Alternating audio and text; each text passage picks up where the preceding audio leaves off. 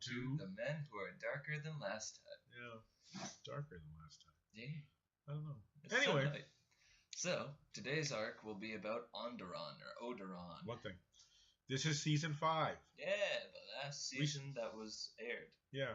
We started this, I think, last fall. Probably. So we're going to finish this probably by the end of July. That's our thought process. Yeah. Which means it's taken us about a year. Which is. Hope you've enjoyed it. We sure have. We did. I mean, I don't know if anybody will ever watch it. Maybe a few people will here and there. But it's nice that we were happy to do it. Anyway, so it's War on Two Fronts, Front Runners, the Soft War, and the tipping point. Yeah, you go ahead. And it's all about training rebels, which Obi-Wan at the beginning was not too keen on doing. And, the council themselves were like, well, if you fund terrorism and they're, amateurs, so they're going to have a lot of civilian casualties, and we got to teach them how to do their own war. And throughout the series, it's shown that, they're clearly inexperienced, but they're getting there. And the Jedi have to show restraint in the sense that if they did it all themselves, it would be them doing it rather than the people who are the ones actually rebelling and actually will be containing the land after the Jedi, depart from this area. It introduces a bunch of new characters, including one who grows up to be one of the stars of Star Wars Rogue One. And you see his struggles with, Saw Rivera. Saw Rivera. You see his sister, and you see the love interest, which Ahsoka also has feelings for. I guess they just wanted to make a love triangle thing. Well, they had her boyfriend come back. That's Senator's son. Go ahead, I'm sorry. And they get all mushy gushy, and in the end, unfortunately, almost all the women rebels die, and Saul Guerrero is there to sulk, realizing his new kingdom is nothing but ashes of what they wanted, because old king is dethroned, new king is in place, and then unfortunately things get from better to worse. But that's all part of the rebellion, I guess. Anyway, I give it a 3 out of 5. Same. It was okay. It was longer than it needed to be. Much longer. It was a 4-episode arc. Four whole episodes. Could definitely done it into 3. Or 2. Yeah. It's interesting. Look, it had a lot of interesting points. It has one that's needles the whole series, and I think you and I have commented on it before, which is the weird distinction that the Jedi draw at times. They have sent invasion forces in planets. They have been perfectly happy once some guy says, "I'm on your side," to send them whole units of men and ships. But because they're considered rebels, well, we can't. So if you remember several seasons ago, I don't even remember the exact episodes, but they were doing an homage to the Seven Samurai, and the Jedi said, "Well, we can't really get involved." So remember, he was telling Anakin, "We can't really be." You're heavily involved all the time. Where's this weird distinction? So they make these weird distinctions of when it is or when it isn't their problem.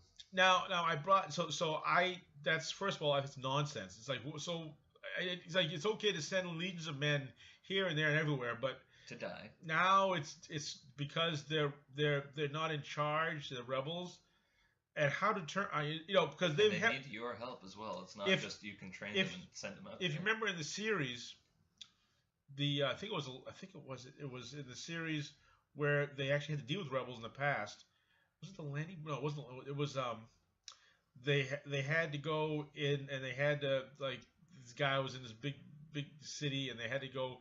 This was earlier, like season 1 or 2. And they had to liberate this area, and it's like a 3-episode arc, and it was very, actually, I liked it a lot. I can't remember the name of it, but they had rebels in that too, and they're like, "Well, we'll support you." Wait a second, they went out to search for rebels to support. So what are you talking about? So that makes no sense. So it made no sense, these distinctions they make. Now, in defense of them, and I told this to him too, this is all the problem. All this problem comes from the fact that in the end, the Jedi were never supposed to do any of this. The Jedi were and are supposed to be peacekeepers. That's what they're supposed to be. That's all they're supposed to be. They are handed the keys and said, "You're generals now." They're handing the keys and say, "You have a budget now with a big military budget that you're in charge, completely in charge of. You're in charge of strategy for a war, not just a little war with a couple of hands, a galactic war.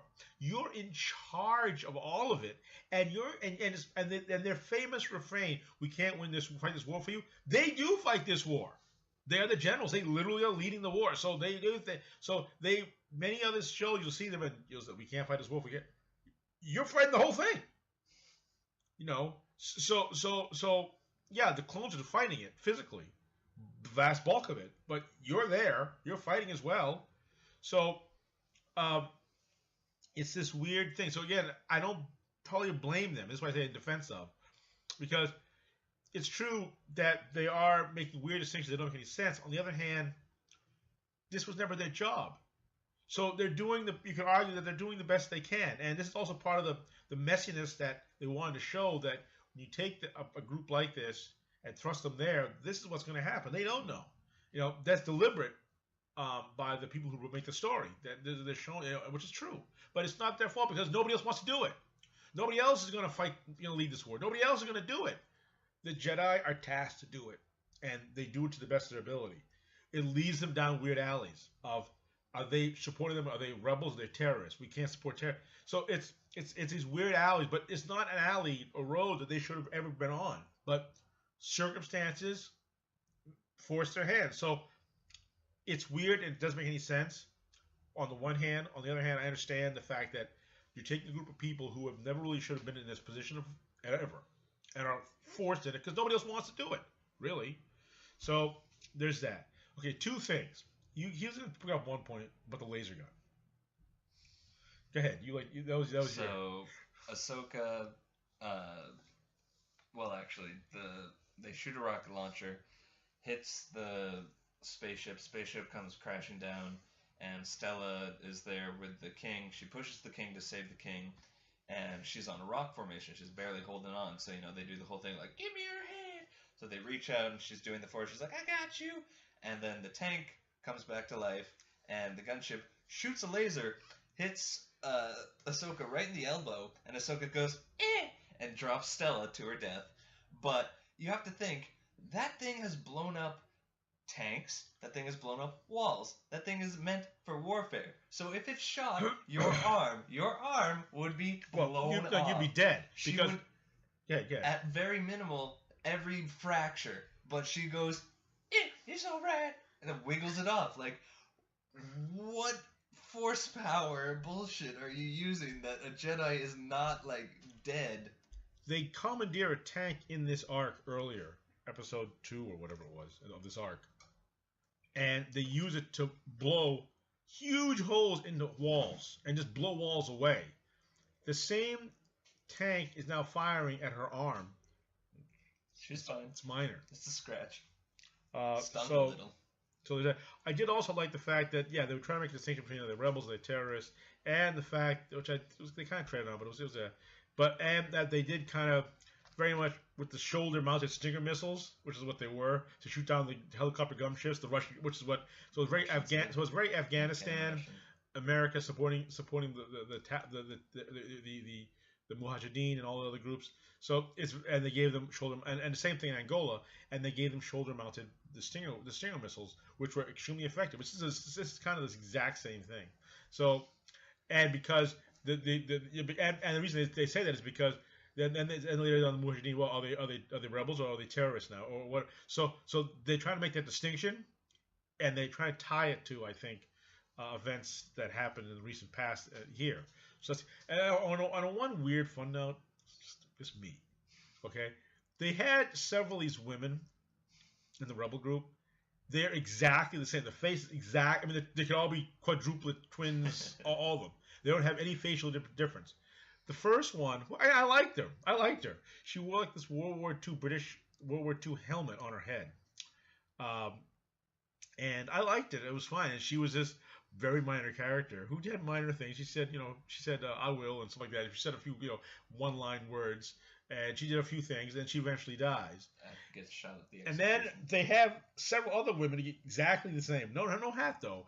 Different. Like they'll have the hat styles.